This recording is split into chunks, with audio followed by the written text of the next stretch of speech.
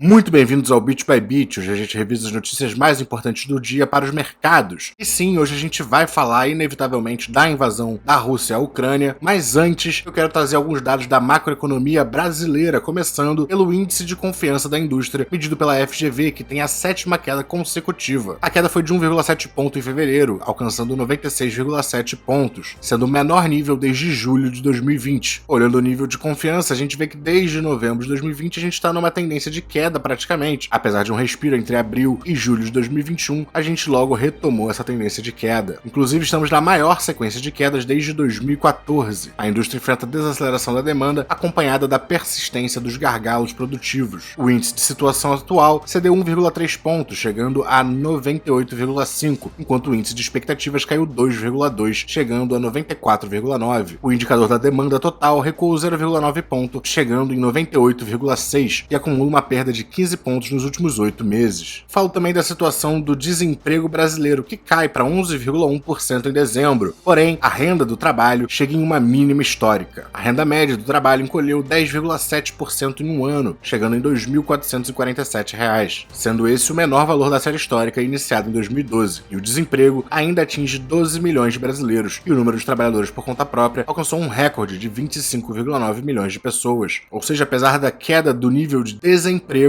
a situação empregatícia no Brasil ainda é precária. De todo jeito, é o menor índice de desemprego desde o quarto trimestre de 2019, quando também marcou 11,1%. Vendo aqui trimestralmente, desde o último trimestre de 2020, a gente teve alguma expansão até o primeiro trimestre de 2021 e desde então uma consistente queda no desemprego. O resultado veio um pouco melhor do que o esperado. A mediana das previsões da pesquisa do Valor Data era de que a taxa ficaria entre 11,2 e o intervalo das projeções variava de 11,1 até 11,7. Infelizmente, o rendimento médio real, ou seja, descontado, ajustado pela inflação, segue uma clara trajetória de queda. Outra preocupação fica nos trabalhadores por conta própria, que não têm diversas garantias que o trabalhador CLT tem, e isso atinge um número recorde. Aqui a gente tem os números de empregados por tipo de ocupação. Outra preocupação é que a taxa de informalidade subiu para 40,7%, se aproximando da máxima histórica. Brasileiros em trabalhos informais alcançaram uma marca recorde de 38,9 milhões de pessoas. E a última notícia antes da gente falar do ataque russo é sobre o juro bancário médio, que sobe para 35,3% ao ano em janeiro, sendo a maior taxa em mais de 2 anos. Apesar disso, as concessões de empréstimos avançaram em janeiro desse ano, junto com a inadimplência e com o endividamento brasileiro. Aqui a gente vê a evolução dos juros bancários médios ao ano, e se a gente plotasse o gráfico da Selic aqui, a gente veria claramente uma correlação positiva. A Selic vem aumentando, junto vem subindo os juros bancários médios por ano.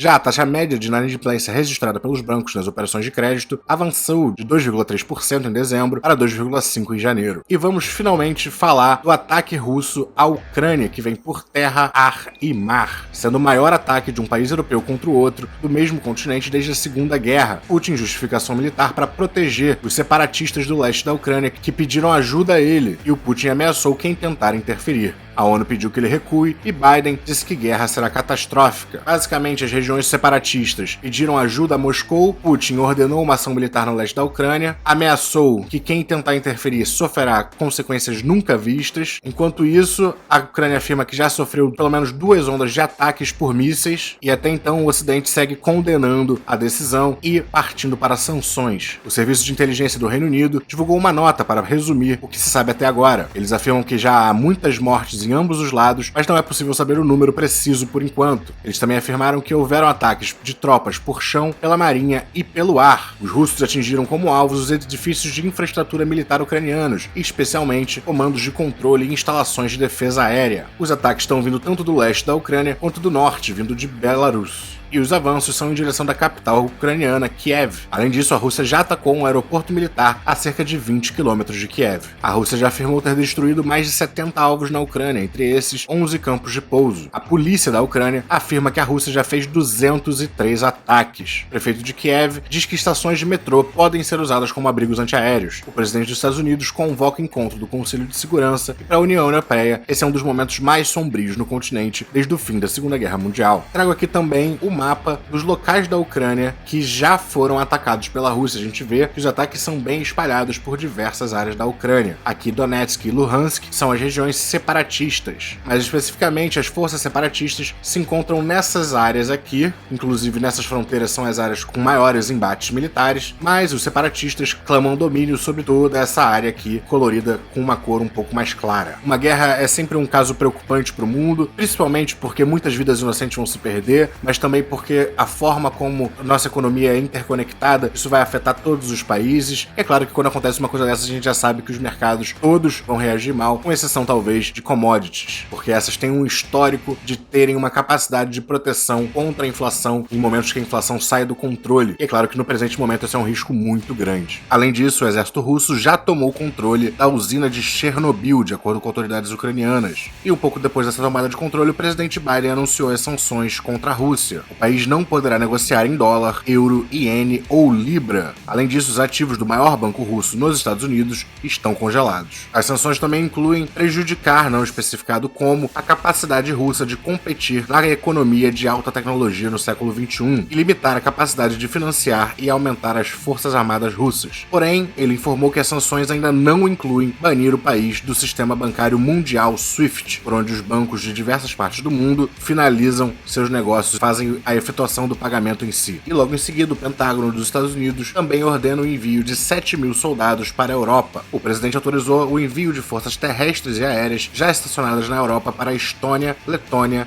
Lituânia, Polônia e Romênia, além de capacidades de forças adicionais à Alemanha como parte da resposta da OTAN. E quando a gente está vendo toda essa movimentação, um início de uma guerra, talvez ela continue escalando, isso é uma possibilidade, mas a gente tem sempre que lembrar que não é para se desesperar. Vender em momentos de medo costuma historicamente ser uma péssima decisão. Esse é um momento de continuar os seus aportes, talvez até acelerar ou aumentar o volume dos seus aportes e seguir com a sua estratégia, especialmente se você tiver uma estratégia passiva de longo prazo, que é o que eu defendo aqui nesse canal. Inclusive, a própria Rússia está combatendo protestos internos contra a guerra e 1.722 pessoas já foram presas por causa disso. Mesmo com a proibição de atos pelo país, manifestantes vão às ruas para pedir o fim do ataque. E é claro, eles fazem isso por causa de coisas como essa. Ataque russo atinge um hospital na Ucrânia, deixando 4 mortos e 10 feridos, de acordo com o jornal ucraniano. E esse bombardeio foi em uma das regiões separatistas que está aliada com a Rússia. Mas vamos ao cenário corporativo, começando com a Reddor. Compra a Sul América e acelera a consolidação no setor de saúde. A operação, toda em ações, avalia a seguradora em cerca de 13 bilhões de reais. Inclusive, ela disparou. Pela operação anunciada na quarta-feira e aprovada pelo Conselho de Administração de ambas as empresas, a holding controladora da Sul América será extinta e sucedida pela Reddor. Os acionistas da Sul América ficarão com 13,5% do capital da Reddor. A transação envolve prêmio de 49,3% aos acionistas da Sul América com base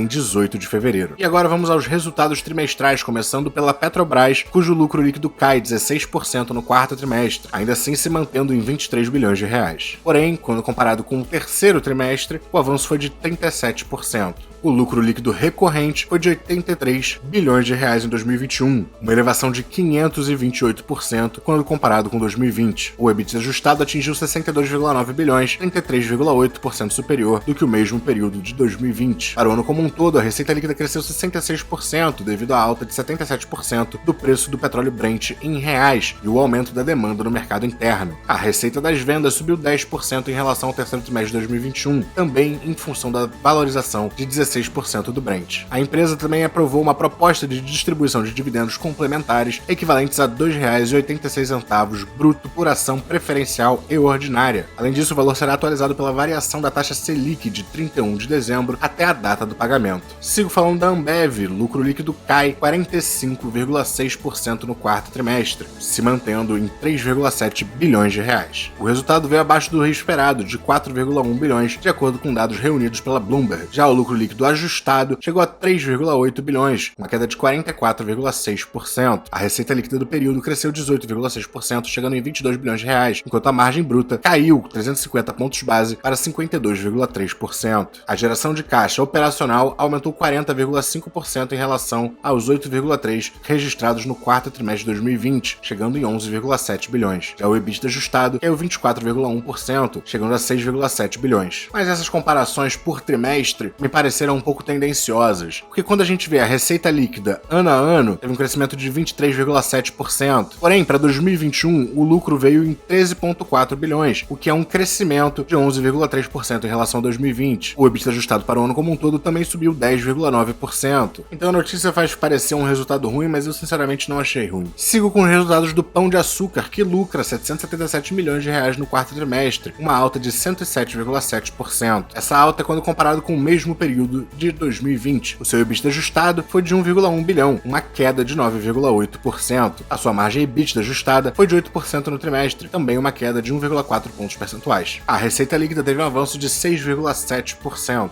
enquanto a dívida líquida terminou dezembro em 697 milhões de reais, mantendo uma relação dívida líquida por EBITDA em menos 0,3 vezes. Além disso, a posição de caixa ficou em 8,3 bilhões. Olhando o ano como um todo, tivemos um crescimento humilde de 1,2% na receita bruta, de 1,7% na receita líquida, de 0,3% no lucro bruto e uma queda de 2,7% no EBITDA ajustado. Olhando para as operações apenas no Brasil, tivemos uma queda em receita bruta, líquida, no lucro, em praticamente tudo que importa. Por outro lado, o Grupo Êxito, que inclui as operações fora do Brasil, teve um crescimento também em praticamente tudo que importa. E para finalizar, vou falar da Gerdau, que depois do resultado divulgado ontem vai pagar 341,1 milhões de reais em dividendos. Segundo a empresa, serão pagos 20 centavos por ação, com uma data base na posição de ações em 7 de março de 2022, que a data do pagamento será para 16 de março de 2022. E vamos ao mapa do Ibovespa. Logo de cara a gente já vê que praticamente todos os setores estão em queda. As exceções ficam com o setor de petróleo e gás, que se beneficia da situação atual, a Raia Drogasil surfando seus resultados, a Suzano surfando a alta do dólar, a Sul América ainda precificando a compra da Redditor e algumas outras exceções como o Vivo e a Minerva, mas em geral tudo vermelho. Já no mapa da S&P 500 estava tudo caindo, o S&P estava caindo acho que mais de 2% ao longo do dia, mas depois do anúncio do Biden das sanções, o mercado revirou-se e agora a maior parte dele está na alta. A exceção ficou com bancos, manufatura de remédios e alguns setores mais defensivos,